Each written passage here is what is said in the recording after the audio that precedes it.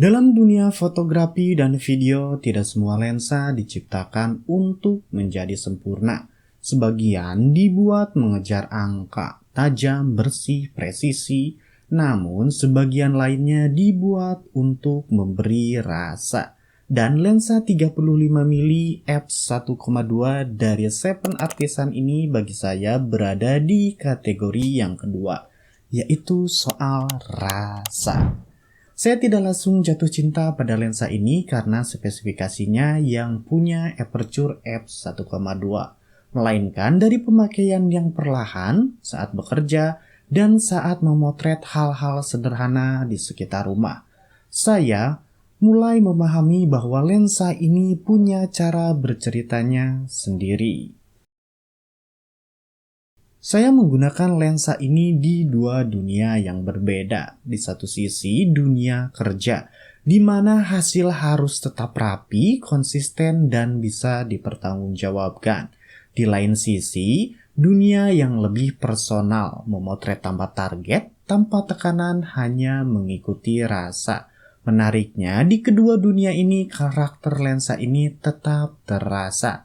Hasil foto dan video yang dihasilkan tidak agresif, warna cenderung putih, bersih, dan tenang. Tidak berteriak, tidak berlebihan. Untuk video, karakter warna ini terasa seperti kanvas kosong, memberi ruang untuk dibentuk kembali saat proses color grading. Aperture atau bukaan lensanya yang berada di angka f1,2 membuat lensa ini bisa dengan mudah menghasilkan bokeh. So, mari kita lihat hasil bokehnya seperti apa.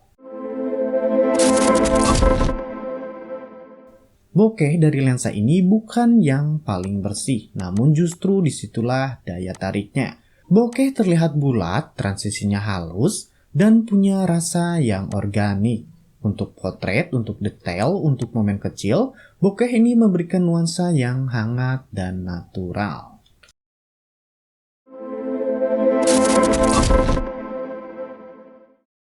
Tentu saja karakter selalu datang dengan kompromi.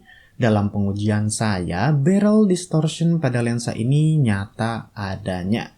Garis yang seharusnya lurus terlihat sedikit melengkung, menandakan adanya cekungan atau cembungan pada gambar. Di foto bangunan, di dinding, frame-frame dengan garis tegas, distorsi berbicara dengan jelas. Namun dalam potret, candid, atau video dengan framing alami, distorsi seringkali menghilang atau setidaknya tidak lagi terasa penting. Saya menguji vignette dari bukaan paling besar hingga paling kecil dan hasilnya konsisten. Di f1,2 vignette terasa berat. Di f1,8 dan di f2,8 ia mulai berkurang tapi masih hadir. Di f4 ia melemah. Dan di f8 vignette itu benar-benar pergi. Bagi sebagian orang, vignette ini seringkali tidak terasa sebagai gangguan. Di banyak kondisi, ia justru membingkai cerita untuk menarik mata kembali ke subjek.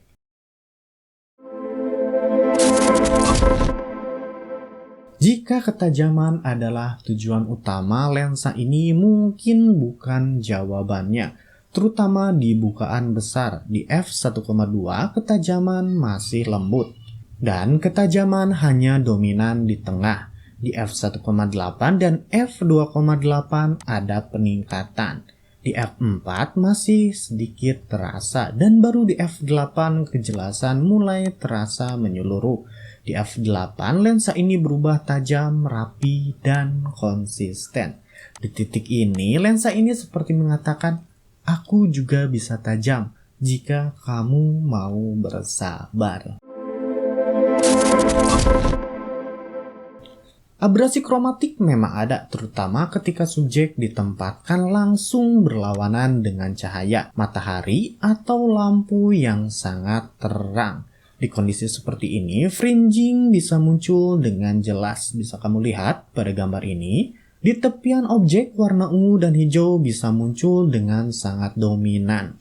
Namun dalam penggunaan real, menurut saya ini tidak terlalu mengganggu. Kita tidak mungkin terus-terusan memotret subjek dengan backlight ekstrim atau background kontras terus-menerus. Dan sekali lagi, sebagian besar CA atau chromatic aberration ini bisa dikurangi di proses editing nantinya. Saya juga menguji flare. Ketika cahaya keras dan sangat terang seperti ketika matahari langsung menabrak lensa, maka flare yang muncul terasa begitu tebal. Kontras turun dan cahaya menyebar. Namun saat berhadapan dengan cahaya yang lebih nyata, lampu indoor, lampu jalan, sumber cahaya yang tidak terlalu ekstrim, lensa ini justru lebih tenang. Ia masih bisa mengendalikan flare dan tetap menjaga rasa pada gambar. Dalam video ada satu karakter yang tidak bisa disembunyikan, focus breathing. Saat fokus berpindah, framing ikut berubah sedikit tapi terasa.